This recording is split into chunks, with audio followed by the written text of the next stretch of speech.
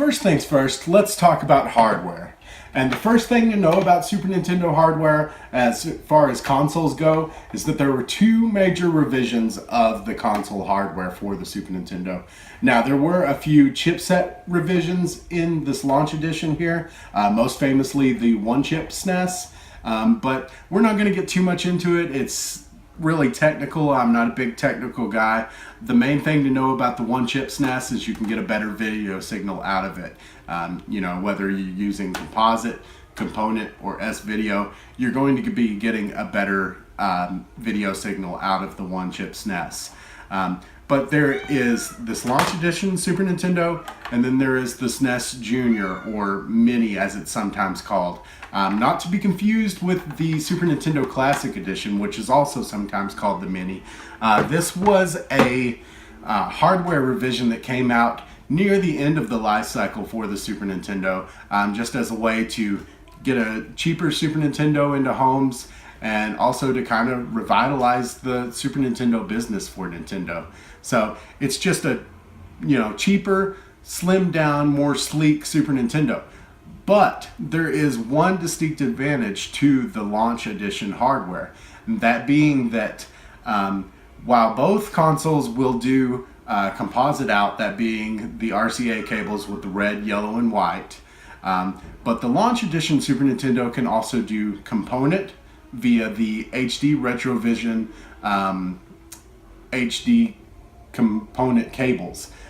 These are expensive. They're kind of hard to get a hold of. They sell out and then they restock them. You have to be right there to get them. They're $100. So if you really want component, definitely stay on them and keep $100 in your pocket. But then you can also use S-video, which is what I use. I have a early HD Sony Bravia rear projection television. It's equipped with S-video, and I have just like a multi-console S-video cable that I can use with my SNES and with my PlayStation consoles, my Xbox, and that works great for me. The step between composite to S-video is out of this world. It looks fantastic. I will caution you though that a lot of these S-video cables are really just the composite video signal into an S-video port. So watch out for that. If it has the composite red, yellow, white on there with the S-video, it's probably not true S-video. So look for something that is just the S-video cable and maybe audio red and white. So just a little tidbit there, watch out for that. But the jump from composite to S-video is fantastic. I have heard that the jump between S-video and component is not as drastic. So like I said about the HD Retrovision cables, if you really want that, go for it. Hey, your TV may not be equipped with S-video. You may only be able to do component. So definitely jump on those in that case. But if your TV is equipped with S-video, S-video is great. Go for that. Because composite just doesn't look great on modern TVs. And that's just something to keep in mind. You won't realize it until you actually see it. It kind of blew my mind when I started collecting Super Nintendo and I plugged this guy up to my modern television and said, oh my goodness. But S-video on my early HD Sony Bravia rear projection television looks fantastic. S-video is probably the most cost-effective way to go, and it looks great.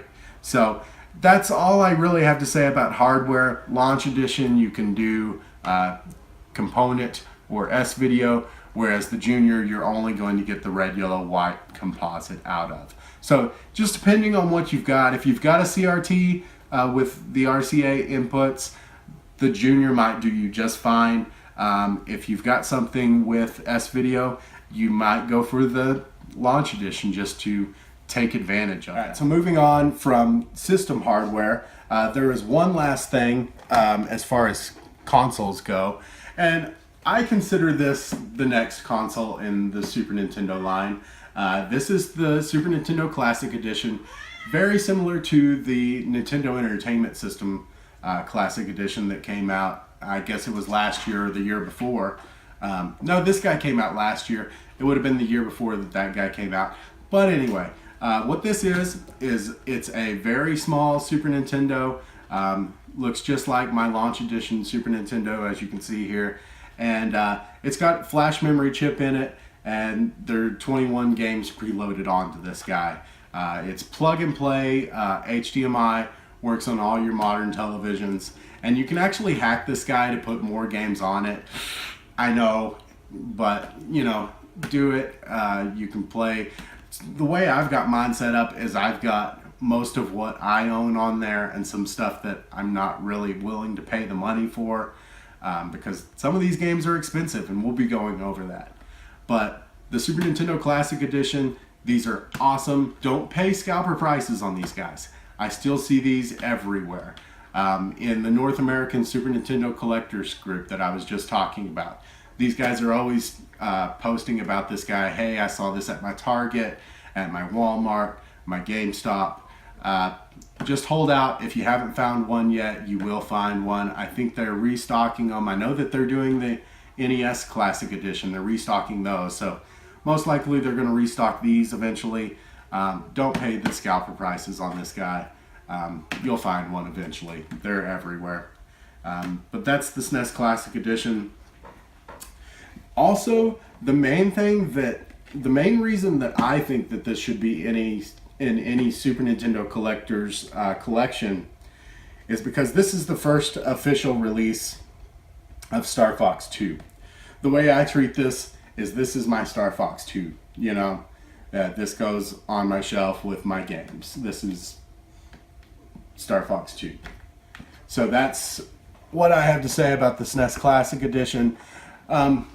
There are also many like clone consoles. You know, you've got the Retron line. The Retron 5 most recently has HDMI and gets you quick into your modern televisions. Does NES, Famicom, Super Nintendo, Super Famicom, Genesis, you know, probably Master System. It also does some Game Boy and Game Boy Advance stuff. So if you're looking for an all-in-one solution to your retro gaming stuff, definitely do the Retron 5. There is some compatibility stuff there, so that's kind of an issue.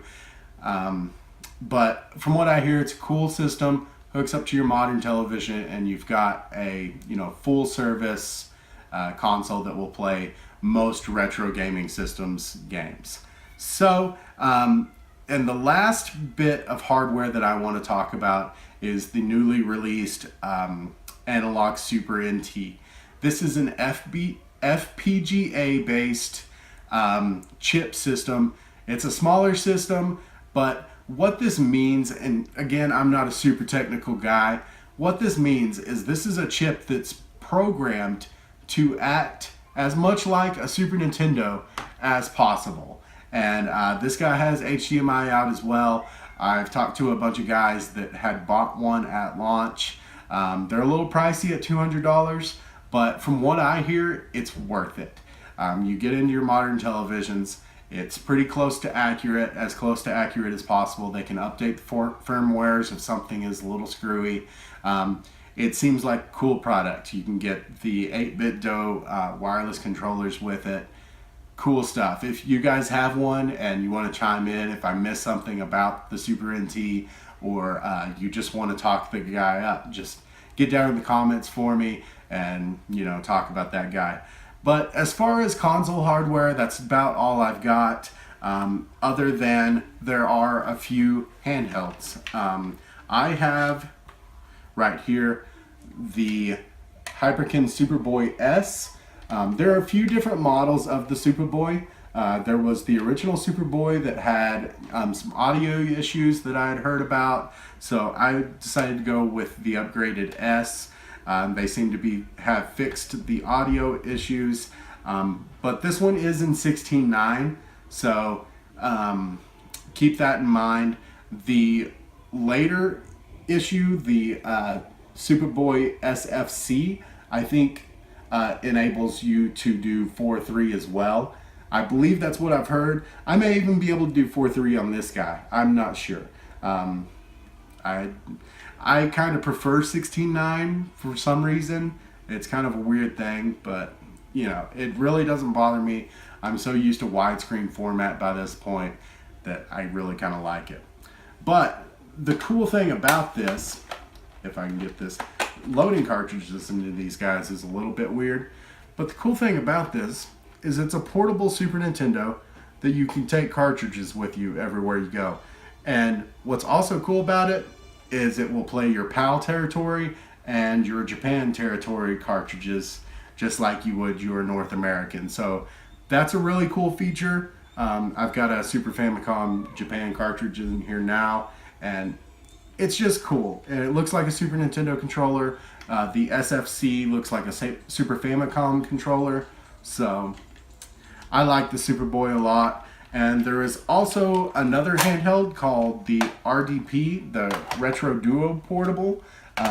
It doesn't, the main thing about the Retro Duo Portable that I have a problem with is it doesn't look, you know, like retro. It looks like a more modern piece of hardware, but it plays cartridges as well. A lot of people have a lot of good things to say about the Retro Duo Portable as well. So, and it actually comes with an adapter to play your NES cards. So if that is a bonus to you, definitely go with that guy. But the Superboy is a fantastic product as well. These are emulated just like the Retron 5. So, you know, tread lightly. But from what I've seen, it works just great. Next, I have, you know, this is the standard Super Nintendo controller.